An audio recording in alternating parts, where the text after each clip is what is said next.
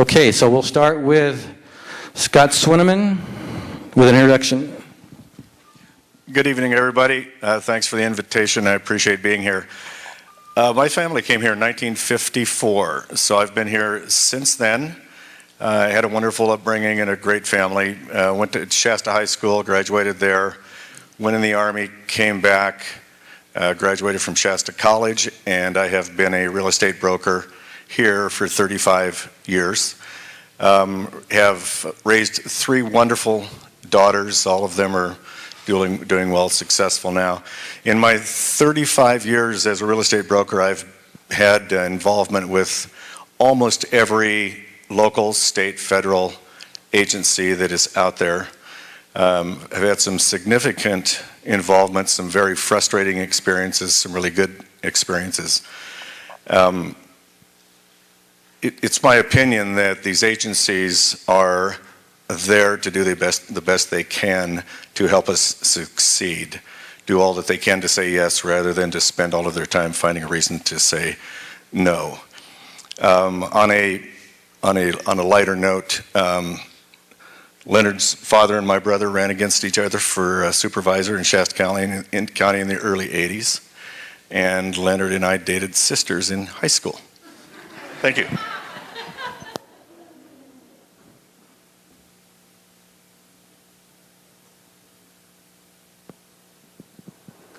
Well, welcome. I'm glad to be here. We'll have to share those stories later. My wife's here. I have Scott beat by a few years. My family came here in 1950, and I was born and raised here, grew up here, went to Shasta High School, and went from there to University of Notre Dame, where I got a degree in business management. But I never found any place I would rather live than in Reading, so I came back here to go to work. Took a job with the police department. After a couple of years there, I actually took a 9-month leave of absence, went back to USC to get my master's degree in business finance, but continued to work with the police department, and actually during the summer session completed my, I actually commuted back and forth to get the rest of my grades in, or my classes all in 1 year. Did a 31-year career with the police department, the last 6 years as the police chief. It was fantastic to work in my hometown and be able to support the things that I enjoy here. I felt like I still had things to give to the county, and so I ran for county supervisor, and I've enjoyed working as a supervisor for the last 3 years and look forward to doing some more. Thank you. Good evening. Is that coming through okay? Thank you. My fathers didn't run against each other. I didn't date anybody's sister. The reason I'm running for office really can be laid at the radio voice of Carl Bott. I was running down the road one day, and he suggested that it's healthier for our political system if we have challenges, and that an incumbent should have to run and take positions, and not just slide into office. And that struck me. And then I talked to my wife about it, and she encouraged me to run. So here we go. My name's Steve Allen. I've lived in Shasta County for 25 years with my wife and 3 daughters. We moved to Shasta County from Sacramento to raise our children in a safe town. Unfortunately, I've seen my community over those years deteriorate right in front of my eyes. Jobs being a problem, high crime, drug use, random acts of violence. I mean, you guys know it all. You've seen it too. And I've seen it worsen lately. I have proudly represented peace officers, firefighters, and all of the types of employees for many, many years. When times are good, we negotiate increases. When times are bad, as they have been, we negotiate decreases. I'm running for supervisor because I believe I have the skills to help the board make good decisions. The board needs different points of views to make good decisions. The point of view I have is from my many, many years helping working families. We have retirees on the board. Their viewpoint is important. We have business owners on the board. Their viewpoint is important. What is missing, in my opinion, is the viewpoint of working families that need jobs. I will provide that viewpoint, and I will do my best to represent all of you, not just a few of you. Thank you for inviting me and for offering this forum. Thank you.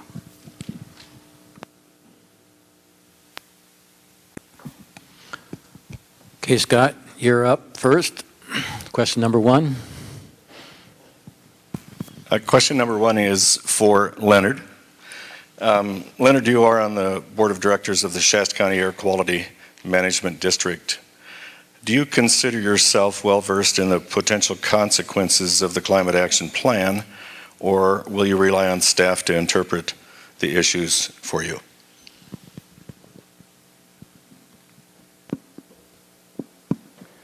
Well, I assume you're referring to the climate action plan that the county's putting together? Okay, because there's a lot of different terms out there about climate action plans. You know, the county is trying to work with the situation where the state has passed AB 32 and SB 375, which are laws that are trying to curtail greenhouse gases throughout California. And part of that is to do that through our transportation agency. But as part of that same process, our our resource management agency is trying to put together a climate action plan that allows development to occur in our county without having to go through every little single issue on every single development. They're trying to do a kind of a plan that is adopted by the agency that can be then used as a guideline for all development that comes forward, rather than just every single developer trying to deal with the issue separately. So I think that to get back to the first part, I have a pretty good understanding of it. I certainly have more to learn, and I understand that. But I also, you do count on your staff to bring forward information that will be pertinent. But also, for me, it's important that you listen to all the people involved, to all sides of the issue before you make your decision.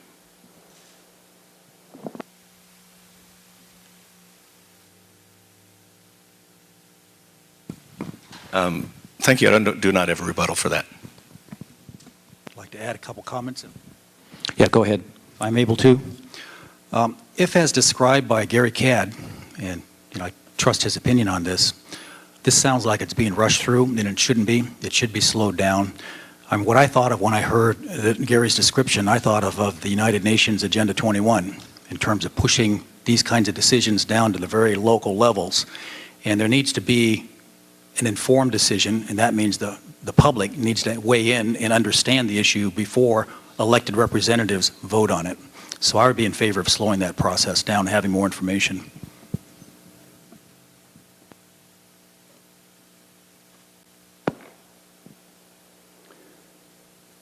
My question would be for you, Scott. The county has faced a number of major issues in the last few years.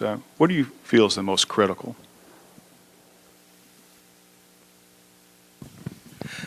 I think at the moment, one of our most immediate problems, and it's been impacted greatly of recent with the prisoners being released and sent back home, is how are we going to fund the jail?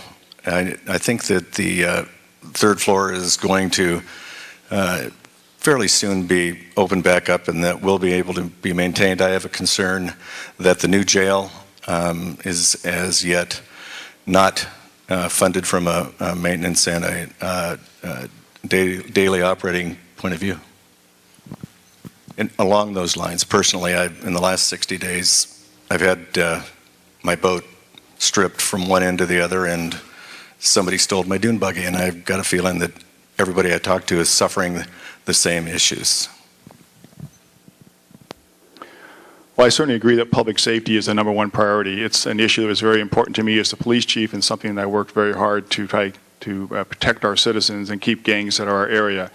And certainly with the jail issue, which is a tough one to crack, and we do have the money with the grants to build the jail, but to staff it will be much more difficult. It's important that the Board of Supervisors continues its support of the sheriff as public safety is #1, and just to show you how we've done that, last year we took $1.5 million out of reserves just to make sure we didn't lay off any deputies, because it is obvious that crime is becoming an issue here for us. There's certainly a lot of things that are occurring, particularly with those being released back into our communities, and we need to take broad action to protect our citizens and to keep us safe. My opinion on that question is that there's actually two issues that are at the top of my list, and public safety is one of them, but jobs, I think, are just as important. Because if families don't have jobs, they don't have security, they don't have dignity, and that leads to public safety issues. That's why I'm a very, very adamant supporter of the shopping center that's being developed off of Churn Creek and Knighton. I think that's the most important project to come along in years, and possibly for many, many years, and it needs to pass so that we can have those jobs. Thank you.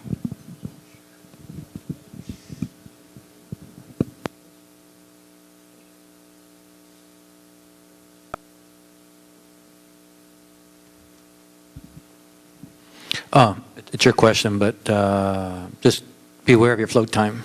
And about after the third question, we will stop and give you what your float time is left. I'd like to ask Leonard a question. The board makes approximately $53,000 per year in salary, which is, if you run the numbers out, that's more than $1,000 per board meeting. And my question is, do you think this is an appropriate salary, and why or why not?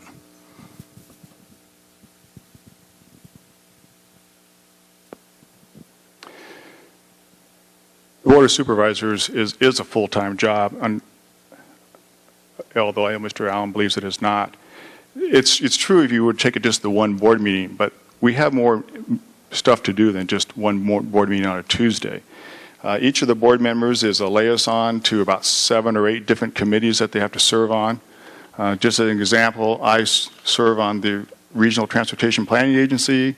I also serve on the Sierra Sac Valley EMS Board. I'm on the Regional Council of Rural Counties. I'm a board member of Northern California Water Association.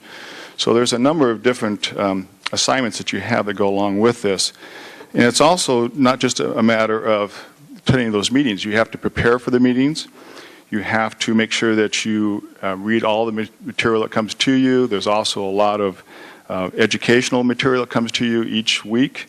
You have phone calls to answer, emails. You have community meetings to get to. You have staff training requirements from the county. You also have a lot of things to attend, such as recognitions or perhaps ceremonies, like for our veterans at the Veterans Cemetery and things like that. So it's not a case of just a meeting.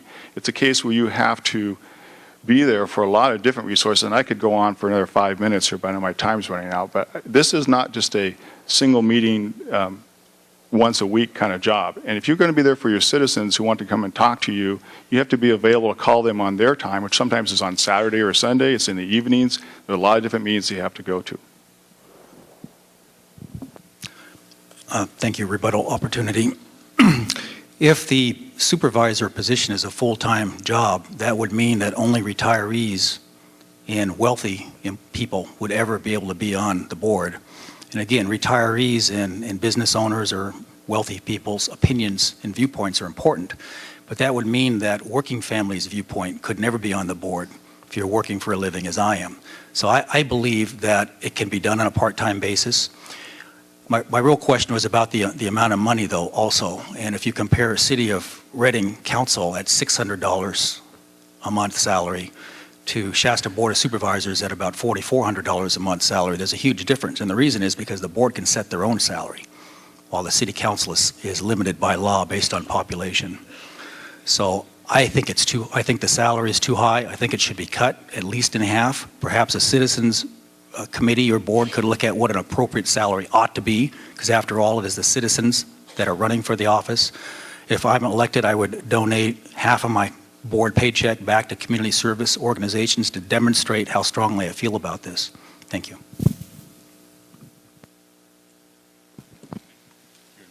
Yeah, I'm going to make a comment. I actually agree with Leonard. I think that the magnitude of that job goes unseen. People show up for a meeting, and that's the visible portion. I would hope that the supervisors are taking the time to understand every subject, to understand that every staff member may have an agenda, and every issue needs to be checked in its entirety and not left to the opinions of the staff. There is a lot of work to do. There's a question of what is full-time. In my profession as a real estate broker, you don't really ever consider the actual hours. There are lots of them. You have some time to yourself and you control that time. The efficiency of your use of time is a huge deal, but I think you need to be in your office every day. At the board office, I think you need to be talking to the county administrative officer, and you need to really know what you're listening to and talking about. Thank you. And I'll And I'll just add that for the board, first of all, I didn't set the salaries, but I did take a vote for a 9% decrease in our salary 2 years ago to help with the budget problems that the county was having.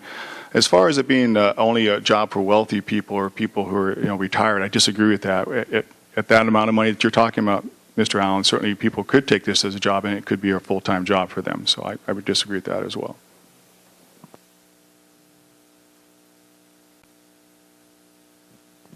This question is for Mr. Allen. Steve, you are a very successful negotiator for the police and fire.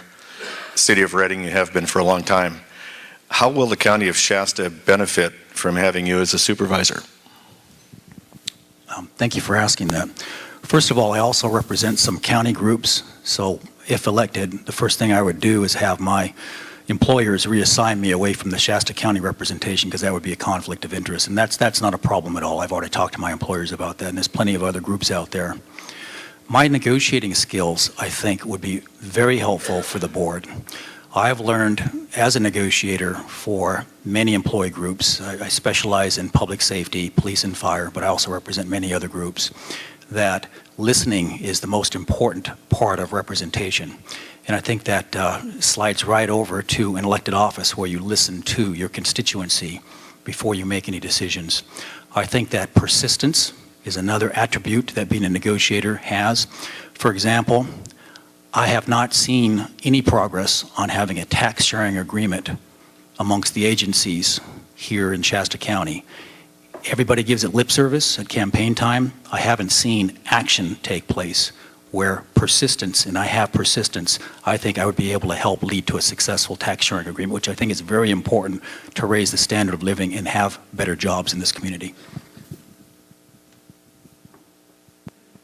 On the tax sharing issue, I agree wholeheartedly. I think the county and the city missed a couple of really good opportunities to put something in place, and I think it came down to the employees of the moment that were in control of those negotiations weren't willing to do the best they could for their communities.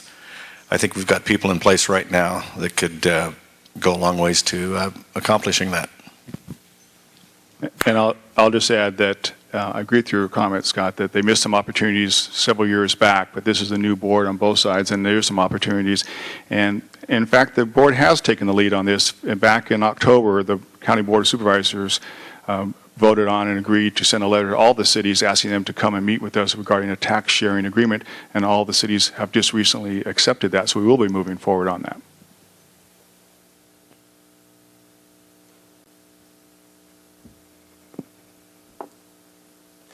My question will be for you, Scott. I'd like to ask, where do you stand on the state responsibility area fee, which is that fire fee they're trying to pass for the rural areas? I'm a member of the California Association of Realtors and the National Association of Realtors. The California Association of Realtors is the front line for the promotion of private property rights. This is a big issue. We've taken it on at the state level. I'm a director at the state level, and a lot of resources are going into it. I disagree with it wholeheartedly. I can't differentiate between rural property owners and metropolitan area property owners.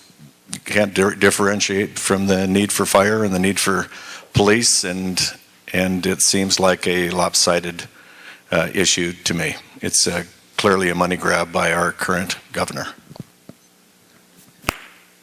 I agree with you, Scott. I think this is a fee that's unfair to the rural areas, particularly rural counties.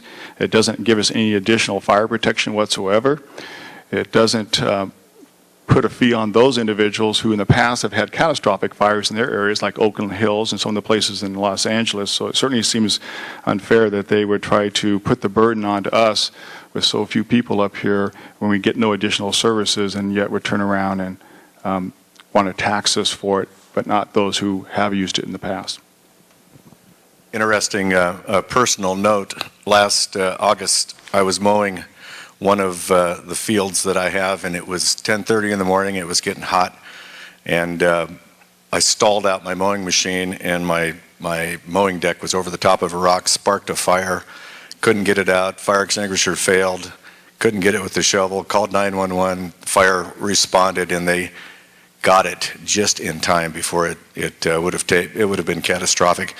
And of course it was my fault, no question about it. I volunteered that, and the guy volunteered that no problem, these guys were happy to be there and they loved doing this kind of thing. And later I was thinking to myself, well, you know, it was my fault, no question about that, but I've been paying taxes for a long time. I'm 62 years old. I've never called these guys.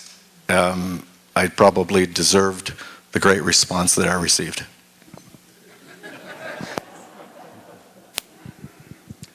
I see the rural fire fee as a tax, and as such, it should be voted on by those being asked to pay it.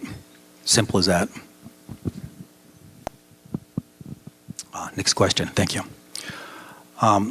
For Scott, you have come out in favor of Measure A to build the Knighton and Churn Creek Retail Shopping Center, and I would appreciate if you'd explain why you're in favor of that development.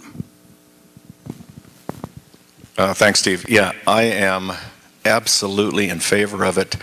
My bottom line is that piece of property has been sitting fallow for the 50 years that I've been paying attention, and we have an opportunity to get it all back in the short term.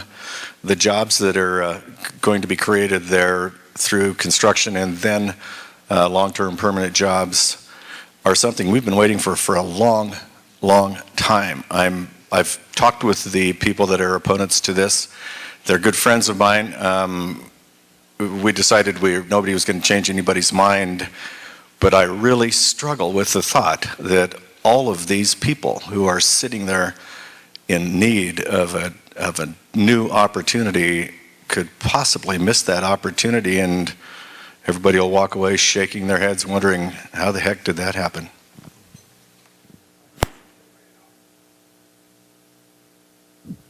As I mentioned earlier, I concur with this development. I think it's critically important.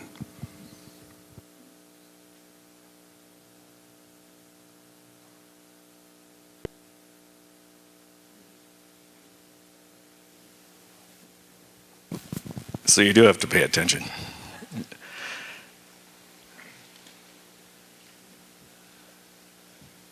Okay, with respect to the 10th Amendment, which allows that any rights that aren't reserved by the federal government are reserved for the state and the local people, I think most of you understand the new opportunity through what is known as the Shasta Coordination Committee. This is for Leonard, excuse me. You know, I'm on the Shasta County Coordination Committee. Our initial challenge has been with Sharon Heywood of the U.S. Forest Service. Sharon being, in my opinion, one of the great terrorists. She operates. I'm one of the few people that has gone the distance with Sharon. I'm the one that fought the removal of the boathouses at Shasta Lake, only to get creamed by the federal attorneys and the chief of the U.S. Forest Service, and ignored by the people that actually knew that we were right. But we stepped to the plate. Sharon tried to sneak up on us at the Bee Gum Watershed and decommission roads, and she's trying eventually to get off-road motorized vehicles out of the forest. Her spoken mantra is the National Forest is no place for human beings, and she's gone as far as she could go to accomplish that. So my question to Leonard is, what is your view of the Shasta County Coordination Committee?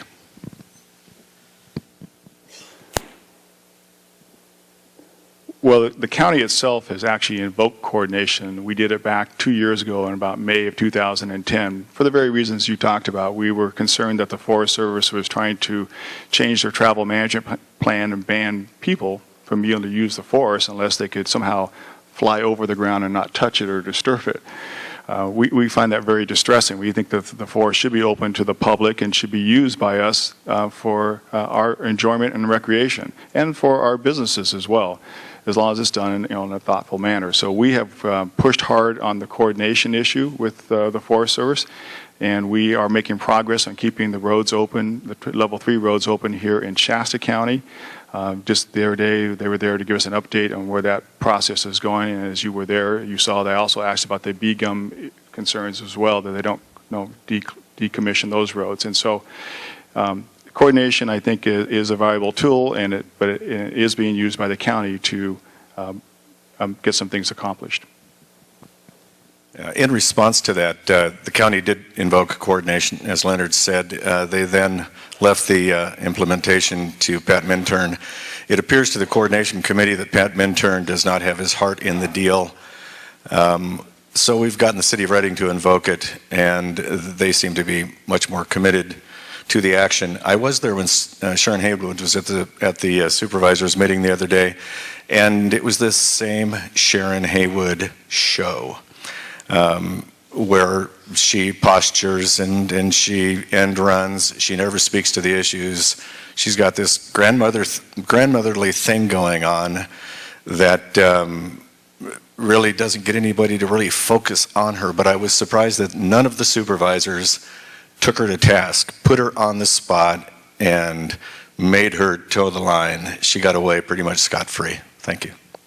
I just disagree with that because she is moving forward on the requests that we've made. And you mentioned about the city of Reading, but I haven't seen them do anything. They may have appointed a council, but I'm not sure they've actually taken any proactive stance on anything. The county has actually pushed forward, and I understand your concern, Scott, because quite frankly, I thought the whole deal with the boathouses was a bad thing. It was really bad for the citizens here, and I thought it was a terrible mistake the Forest Service made. And whether Pat Minturn you think has the passion or not doesn't really matter. What really matters is the 5 supervisors do, and we have consistently spoken out in favor of keeping our forest open. Additional comments on this one? Anytime. Okay, thanks. I think that too many decisions are made at the bureaucratic level, both by our elected officials and our unelected officials, and that there's not enough input by the citizens. That's one of the reasons I admire what the folks here have put together, because it does provide an avenue for input. I would be in favor of more citizen input into these decisions. I look up north into Siskiyou County, and I saw how the board put a matter on for an advisory vote on the dam removal. And ultimately, an agreement was reached to remove the dams. They had 40 legal stakeholders involved in that, but it was citizen input that helped lead to that discussion. Whether it's an advisory decision, and I understand some people would say, well, that costs money. Well, you know what? Our democracy and transparency of decisions sometimes is worth the money it might take to put something on the ballot, again, even if it's only advisory, so that the powers that be can see that our community speaks with one voice, if in fact that is what we're doing on a particular issue. There's other ways too. As you know, you can collect petitions, submit that. I helped collect 10,000 signatures once to try and avoid deputy sheriff layoffs and to have the budget reprioritized in favor of public safety. So there's direct action efforts that can be made, and I'd like to see more citizen involvement.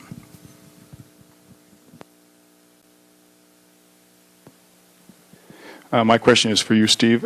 You've mentioned several times that you're in favor of the Knighton Road project, but I'd like to hear from you why. I see this as jobs. I also see it as a property rights issue.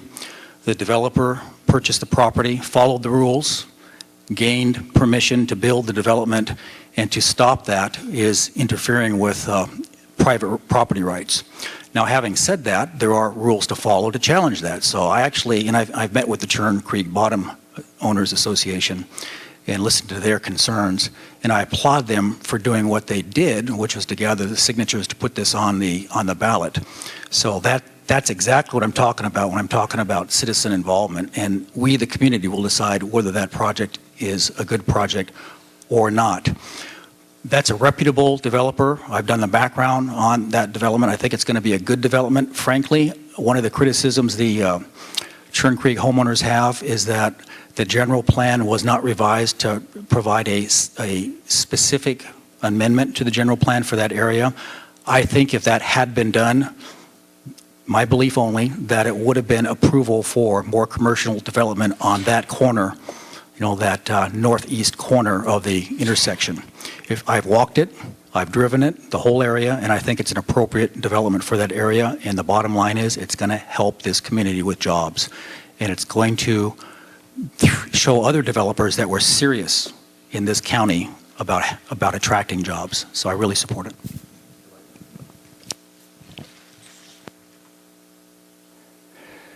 Yeah, I just would just say that when this thing came forward, obviously it was a very contentious item, and there was a lot of input from a lot of different people that came to the board. As a supervisor, I tried to make sure that first I did was listen to all the people, to weigh all the information that was available, to listen to all the voices that wanted to speak on this issue. I'm certainly sympathetic to the residents that live down there. Their way of life has been that way for so many years, but what moved me mostly about this was not just the fact about the jobs and the construction that would come down there, but it doesn't prevent any of the existing landowners from using the property that they want to, the way they have and the way they want to continue to use their property down there. And then also it brings some needed interchange and improvements that will be needed if the Stillwater Business Park gets going, but also with the Veterans Home and its improvements, it's going to require a lot more traffic there anyway. So it's going to help do those improvements, which will be done without any taxpayer dollars. That's the big thing about this project. There is no taxpayer dollars. It's all private development.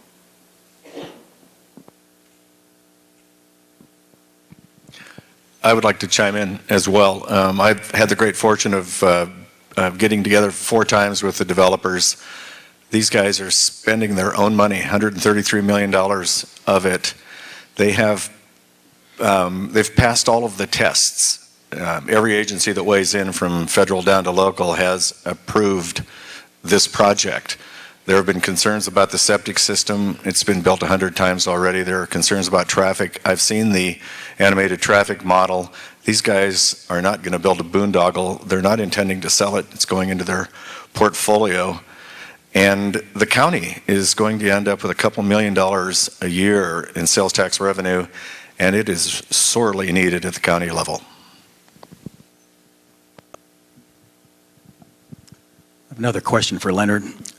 Leonard, you've obviously successfully run for the board seat and have a familiarity with our local political process that way. And of course, we can all observe our larger races and the national races. My question is, do you see any flaws in the way our current political process works? And if so, what would you say is the main flaw?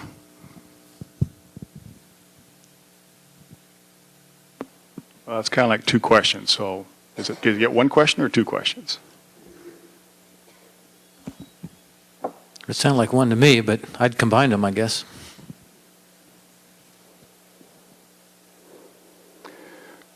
Well, the way our process works now is you run for office and the people elect you. And so, to me, that's the basic rights of anybody who lives in the United States. Is that's part of our Constitution, is that you have an office that you want to run for and be a member of. You put yourself before the public, you ask for their support, and they either come and vote for you or you don't. I'm not very sure where the rest of the question is going to, unless maybe we're going to allude to your statement about taking donations and concerned that it somehow skews people's beliefs or their viewpoint if you take donations from someone to run. I will say that I was very careful last time to limit my donations to only $1,000 regardless of who the person was, and I plan to do the same this time. And I had a very broad spectrum of supporters across the whole area as far as different people from different walks of life. So I'm okay with the way the system works today. I think it's a good system. I believe there is a huge flaw in our political system, and that is the way that special interests dominate our politics. Now, people may not be buying elections here down at the county board of supervisor level, but they certainly are buying elections everywhere else as you go up the food chain.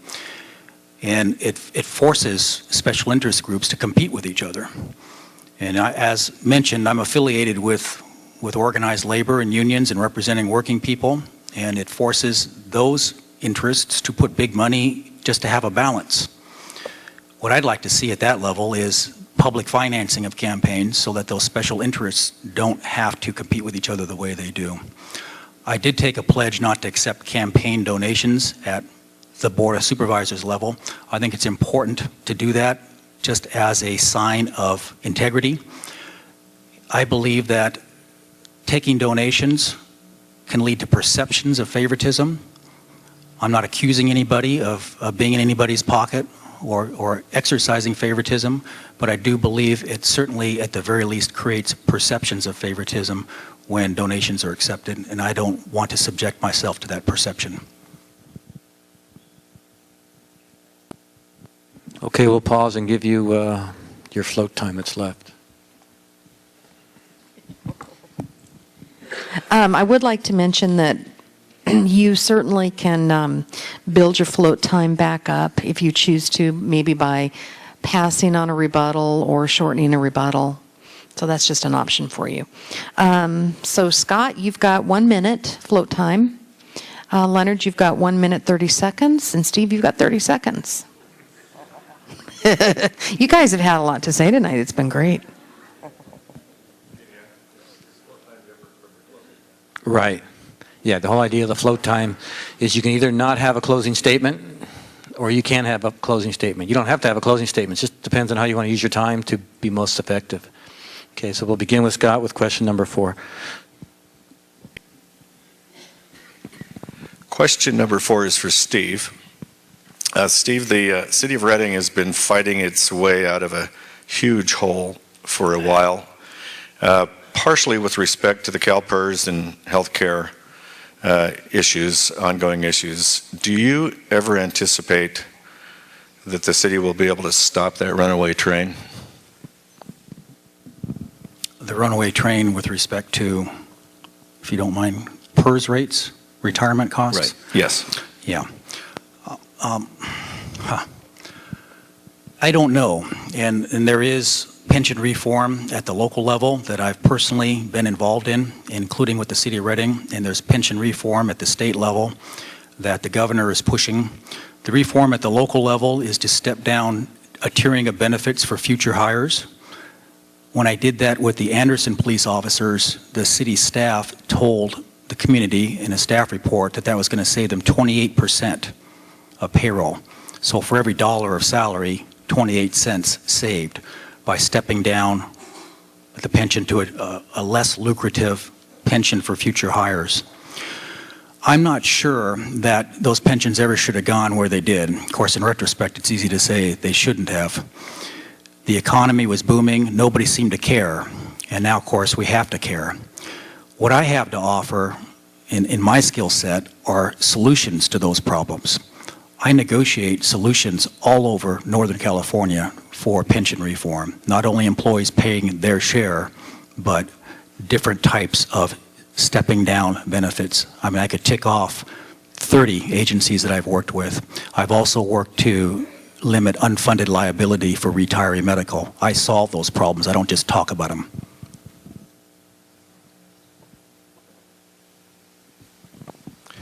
No rebuttal. And Steve, you're out of float time, so you can't interact anymore, and you can't go over a minute on your question or your answer. Or you can't go over 30 seconds on your question, and your answer is a minute and a rebuttal. But you can build it back up as you understand if you don't rebuttal or keep it real short, or the answer too.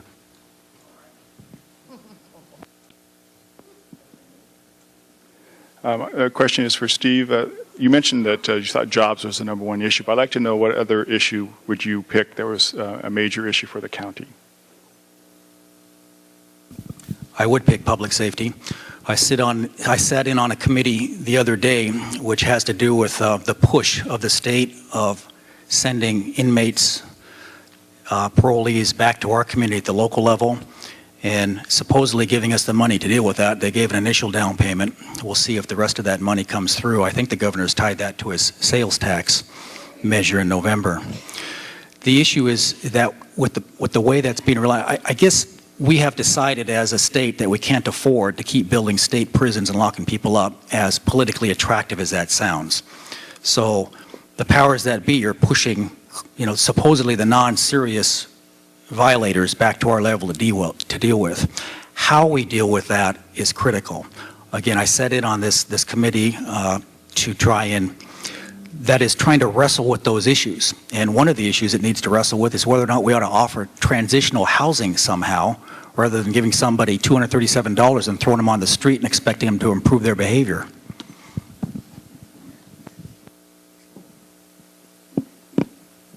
Yeah, I'm just going to follow up on the earlier comment the last question, we talked about the pension reform, and I find it a little bit odd that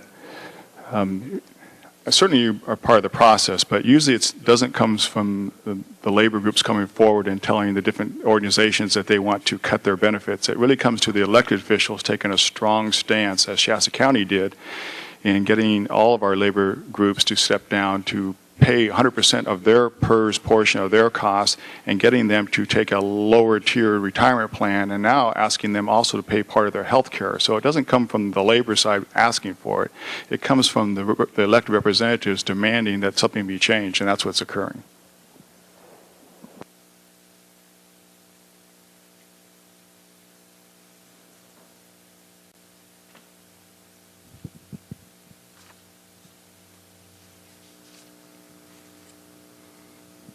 I would like to ask Mr. Swendiman the same question I posed to Leonard about whether or not he sees any flaws in our political processes, not just at the local level, but any level of government.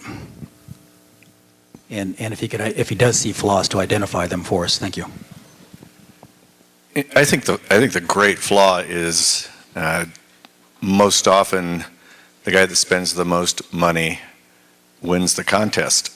And I find that as flawed as you, Steve. I'm not sure what the solution is, whether it be public financing of elections. I don't know, but I do know that the big unions probably play as big a role in that as any other entity.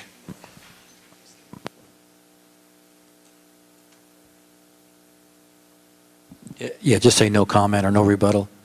Okay.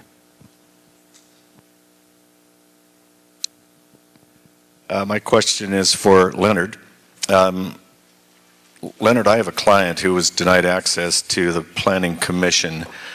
I know at one point you were aware of their effort to build a camp for children in Oak Run, and they had gone through the pre-planning process in 2004 and had the green light from everybody, bought the property, came back to build it.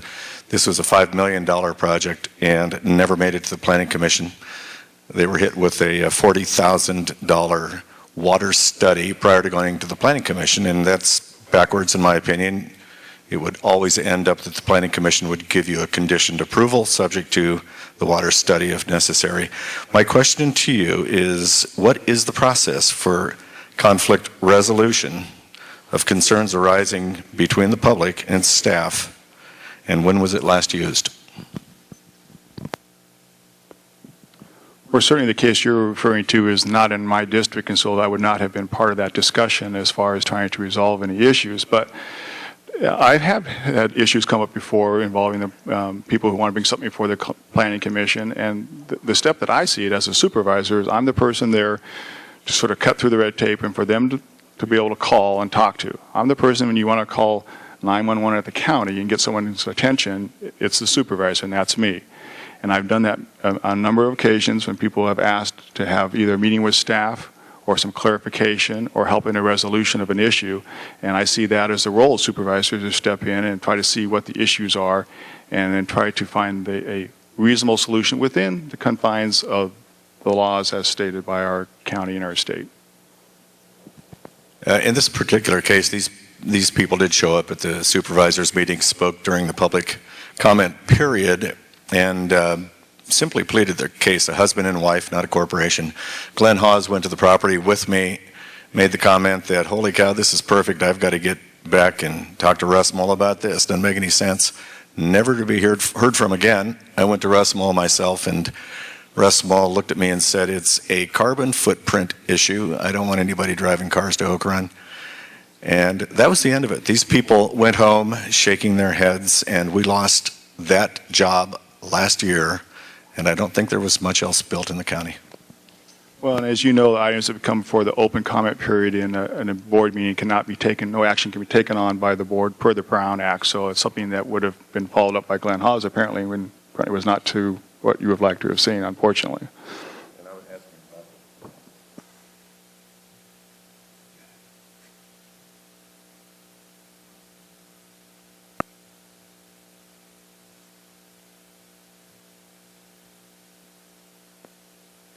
My question is for you, Scott. You mentioned previously here about concerns about the contributions and perhaps the person with the most money wins and stuff like that.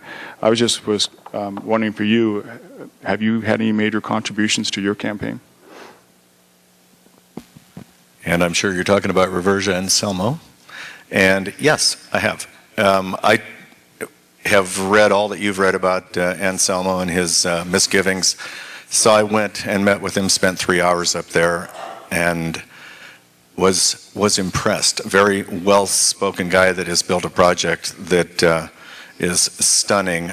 I know some of the problems with it can be traced back to himself, but I think he was very frustrated at the county level by the lack of encouragement and the lack of effort that came from the different agencies. And I know that there's more to talk about than just that. But it's my opinion that we need to have open arms for these people, and we need to show them exactly what they can do to shortcut their process and get it done and show this place off, and that's what he's trying to do. He gave me $5,000, by the way. Well, I find that interesting. He's given you $5,000. He's given Patrick Jones $10,000. And he's given Cheryl Clifford $5,000. As far as this project, I actually think it's a good project. I think it's good for the county. I think it's could be good for our area. I support it. I think it's just important that that person would follow the same rules as anybody else.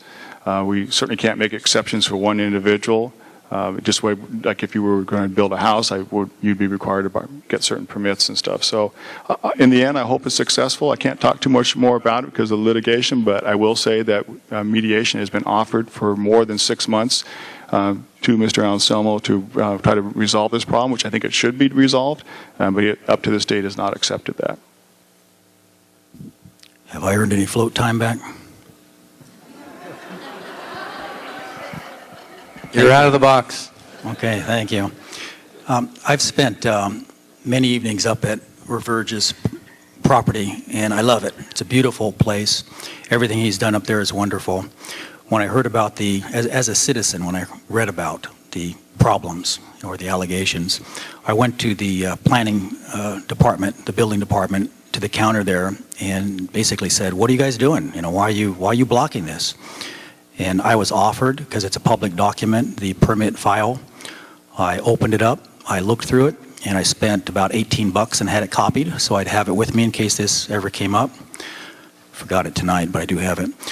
And what I learned from reading the file, and anybody could do this, and you don't have to pay for the copies, you can just go look at it, is that the staff, at least on paper, has extended offer after offer, extension after extension. So I hope Reverge in the county work this out. It's good for our community to have projects like that. I want to have 10 more projects like that. But everybody has to follow those rules.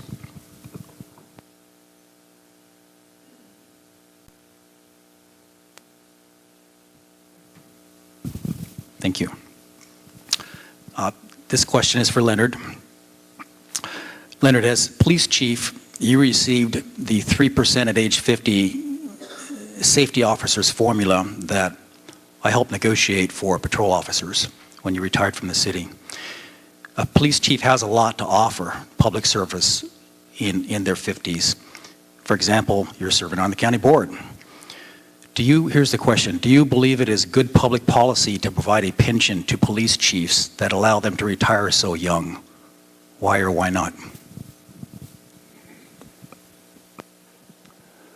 Well, I think the real issue here is, are you trying to say that if someone becomes a police officer and works hard for a department for 31 years and during that time receives certain promotions, whether it be to sergeant, lieutenant, captain, eventually to chief, that somehow that they then give up their rights that were negotiated 20 years earlier? Certainly, I tried to work hard for all the time that I was there. As a chief, I worked 60 hours a week. It's important to recognize here that, I didn't invent the system. When I went to work the city, when I went to work for the job, I didn't even know they had other benefits. In fact, I paid my own medical bills for 6 months. I didn't know I had health care.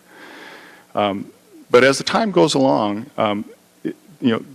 the labor unions, labor groups, some that you represented, and the city officials, elected officials, met and negotiated and came to a contract. And certainly that was during better times. I didn't negotiate those contracts. I just worked in the system that was there. So I did my time, I worked hard, and that's the system that's in place. And certainly as a elected county official, I recognize that these are not sustainable programs. And that's why, as I mentioned earlier, the Shasta County, myself included, went to our labor groups and got concessions from all of them to decrease the tiered plans that they have, to get them to pay the 100% of the employee share or PERS costs, and to pay other costs like for health care. So certainly, as an elected official, I recognize it needs to be changed, and we are working on changing it. My position on this is that pension reform should include that police administration, and indeed fire administration, don't receive the rank and file pension that encourages those chasing burglars, climbing fences, running into houses to carry people out of burning buildings to retire in their 50s. Once you promote to management, I think it should step down to a lesser benefit so that the public agency can keep your skill set, your experience there. I've seen chief after chief work for 3 years, 4 years, 5 years, and then retire out. And I think it's a huge waste of their brains and the public tax dollars to allow them to leave so young. I have two comments along that line. As I understand it, at some point, we in the city of Reading will be supporting 5 retired chiefs of police at the same time. And I think that speaks well to Steve's point that 50 years old is a little early. And my other great concern is, and I haven't been involved in these negotiations, it's been my observation, it appears to me that the people on the other side of the negotiation, like the city managers, may have benefited from these negotiations. Their deal may have been aligned after the fact with these same negotiations, and I really struggle with that one. Well, there's only just 2 comments I'd quickly add to that.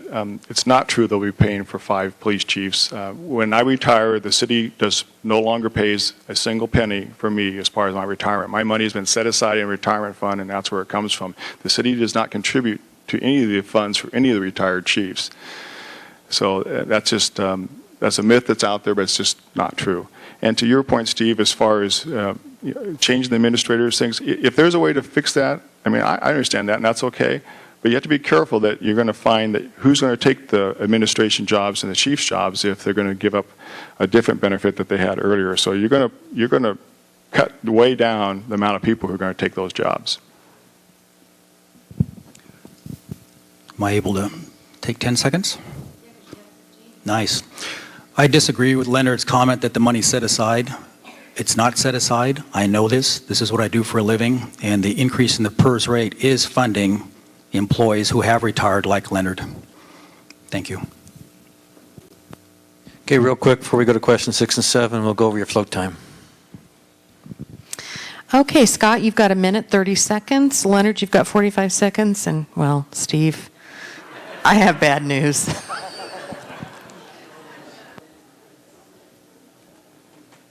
Yeah, I like this. You guys, this is the 5th debate, and it was just tough getting rid of that float time, but you guys are doing a good job.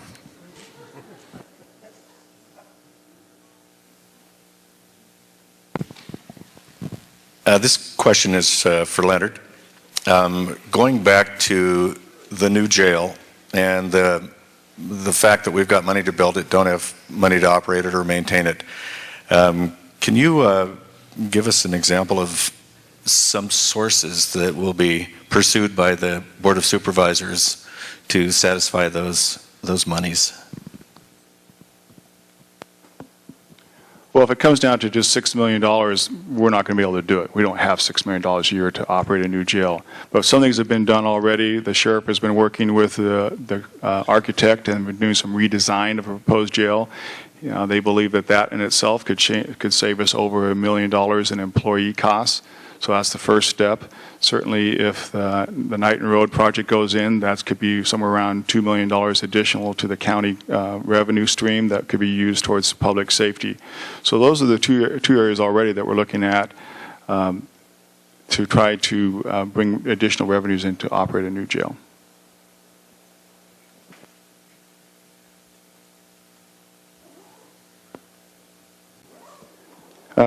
For Steve, my question, what is your philosophy on government? My philosophy on government is to have only the government that's needed for the basic services that our citizens need for safety. I don't think that government needs to do anything more than that. And safety is a word, though, that I want to talk about a little bit. Safety, I'm not talking about people breaking your door down at night. There's other issues with safety, and it can be regulations to keep us safe. It can be food standards. It can be mining standards. We don't want to have an EPA Superfund cleanup site in downtown Reading like we have up on the mountain there. So safety is a broad term. I don't want you to think that I'm just talking about our military services and our police forces. But it's government should provide a safe environment for us to prosper as citizens in our great country. Thank you. I see the role of government as we should be the people that lift the burdens from our citizens rather than putting burdens upon them. It's important that we help clear the red tape for you to not put all the responsibilities on you, but rather we need to find ways to take that away from you so that you can do your jobs and your things without all the government regulation and all the burdens that we put upon you. I think it's simply as written. It's government is for the people and by the people. Beyond that, it has gotten completely out of control. And if we could get it back there, a lot of other parts of our society would work so much better. Scott, I would like to ask you what your largest, most important goal would be if you were elected. My number one goal is to monitor all of the agencies that are part of Shasta County and ensure that they are there for the people, to help the people in the most efficient manner accomplish what the people are trying to do.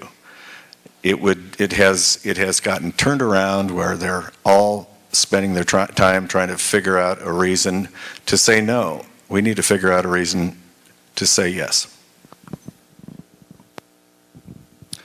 My largest goal would be to create an environment where jobs can grow. And a huge piece of that we've talked about is the Knighton area development.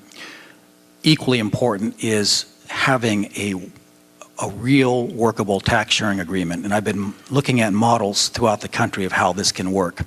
And I intend to draft a bullet point description of how a tax sharing agreement could work in our community and present that to the board and to the city councils prior to my election so that the citizens can see how serious I am about pursuing this. You can take a tax sharing agreement and allocate pieces of new money for specific purposes. It can be used for lots of different things. And I've been seeing these models used successfully throughout the country. So I'm not going to reinvent the wheel. I'm not an expert on it. I'm going to plagiarize from what has worked elsewhere. Thank you. I think one last time, just to keep you guys aware of your float time.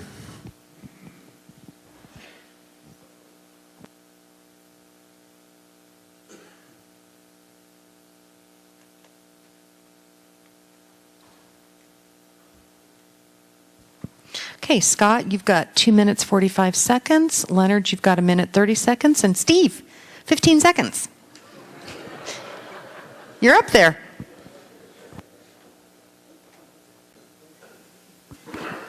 Steve, what is your opinion of Measure B? Measure B is the companion measure to Measure A for our county to vote on that would lock up development in the what we loosely call the Churn Creek bottom area. And I believe it's for the next 25 years unless a property owner brings an issue back for another vote. So it pretty much locks it up unless the whole county votes to improve what in essence could be one property owner's project. I'm adamantly opposed to that. I think it's terrible planning. An example of that, if you go to Moore's Flour Mill downtown, you'll see they're handing out flyers. That family owns a parcel, I think it's about 70 acres in the bottom area that they intended to develop and build upon their flour mill. And if B passes, they won't be able to do that unless they bring it back and have the whole county vote to approve it. So I think Measure B should be voted down. I agree with Steve wholeheartedly. Measure B is all of the wrong stuff. It's almost Gestapo in its approach. And I don't think that the majority of the 560 property owners in the Churn Creek bottom understand what is facing them. If I had to guess, there may be 50 people that understand. It's going to lead to a decline in property values if it passes. It'll lead to disclosure issues that will almost be impossible to disclose, to get it right so the lawsuits don't start. Somebody's going to really have to have a document that faces all of that.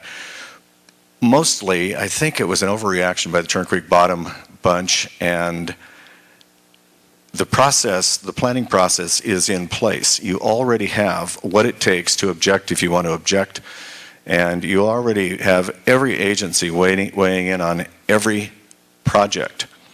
Anybody that passes all of those tests deserves a chance to go to work. They do not deserve to be sideswiped, and I think this is a sideswipe.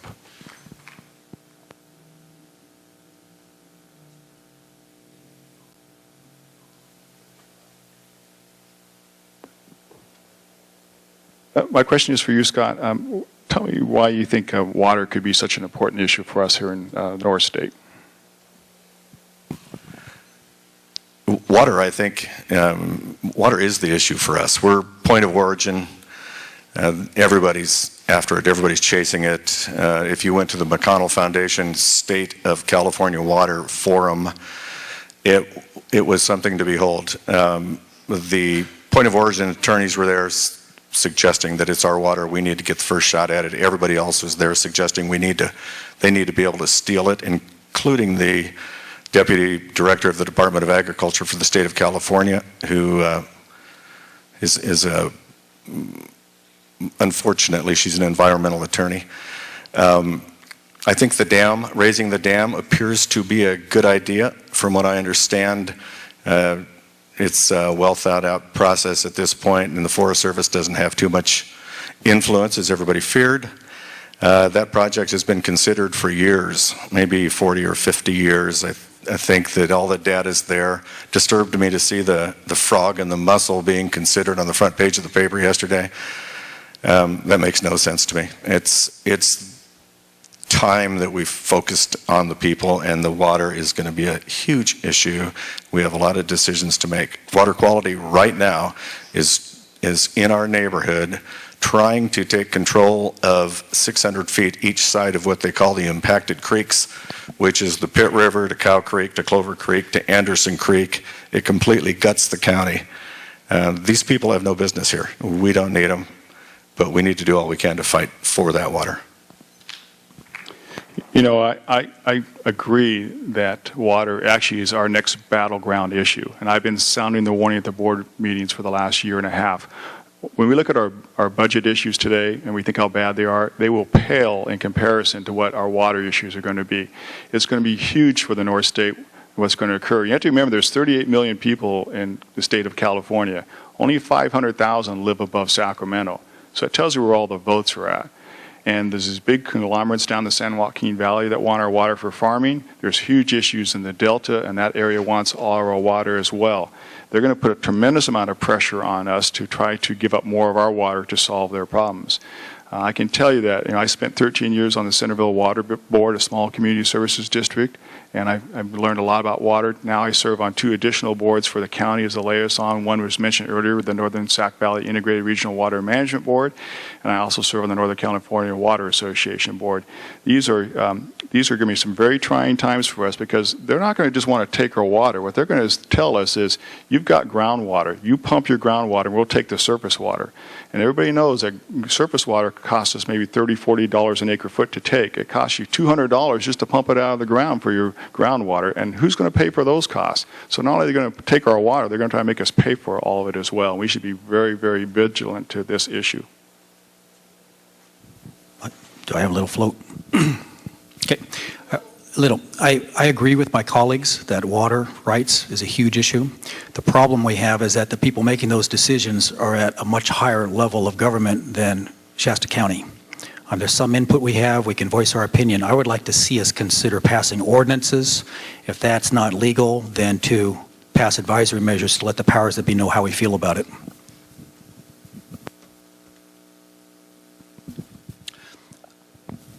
Do I have a chance to make a comment?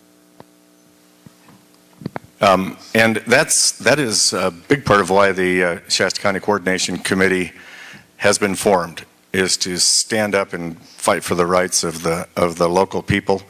And these agencies, when they come down, because of the coordination having been implemented here, will have to align with our local plan. It's a big deal, and we'd love to have any participation from anybody that might have an interest in that. Thank you.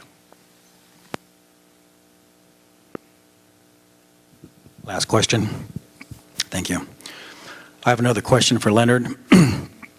I don't want anybody to think, I've asked him some tough questions, that I have any personal issues with Leonard. I worked with him for many years representing officers that were being disciplined when he was chief, and I always appreciated the fact he always listened to what we had to say.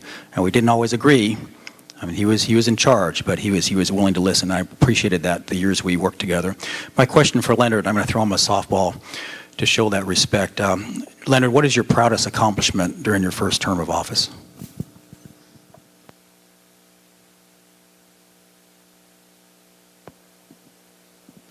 Well, there's certainly been a number of issues that have been brought forward in my term, and I mean, easy to point to things like, you know, building a new juvenile hall, perhaps just balancing our budget with the fact that the state at every turn is taking away our money, and we're trying to make sure that we don't, increase our costs.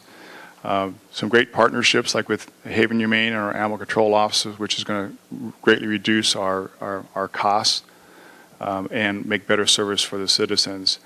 But I think if I were to look at the most important thing at this point, really has been not spending money we don't have. You know, our county has worked hard to cut our costs prior to us being, looking at bankruptcy issues and stuff like that other counties and cities are looking at. And we've been very careful to be mindful of the money that we have and trying to spend it wisely. And Larry Lee's favorite comment to us, and we support him on this 100%, is we just won't spend money we won't have. And that's the money that's going to make sure we can provide the services to our citizens for the time, all the time forward from this. Thank you. I would just elaborate on that from my perspective. When the county came to us as the employee groups and asked for help, we stepped up. It was difficult, but we stepped out, because when you're paying that out of your family's paychecks, you have to figure out what you can afford. And I ran the numbers the other day, and with the 4 units that I've been working with the county, the direct deduction from families' paychecks is $3,750,000 in cash for this fiscal year alone, this budget year. And one of the things I want to do is make sure that that other side of the story is told. It's very easy to criticize public employees. It's not politically popular to talk about the good job they're doing or how they're stepping up and helping out. And part of what I want to do is make sure that that half of the story is also talked about. Thank you. I'll just add to Steve's comments. It's very true that the accomplishments this county has made with our budget comes with the help and cooperation of our employee unions and our groups, and they certainly have stepped up to the table to make this possible, to make sure that we're not, cutting services so drastically that you can't get the things that you do on an everyday basis. And we should recognize our employees for the great job that they did and for their willingness to step up to the table and be part of the solution.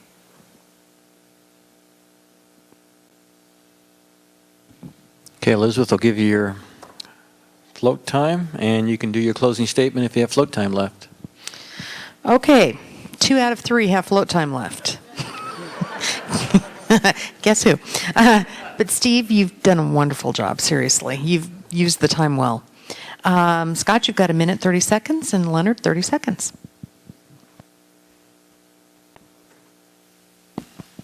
In closing, I would just like to focus on what I bring to the table. One is 35 years as a businessman in this county.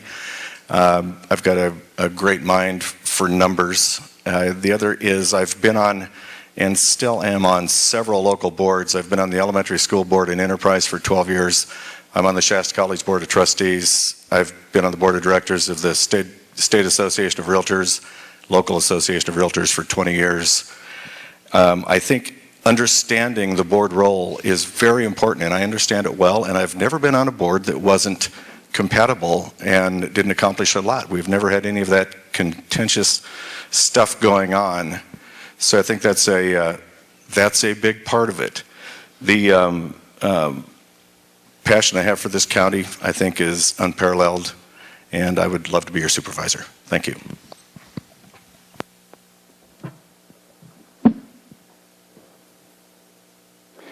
Well, 30 seconds, I'll make it very quick. I can just tell you that I think that I have the education, the experience, and the knowledge over the last 3.5 years to be a supervisor. I've provided that service for quite some time. Look forward to continuing to do that.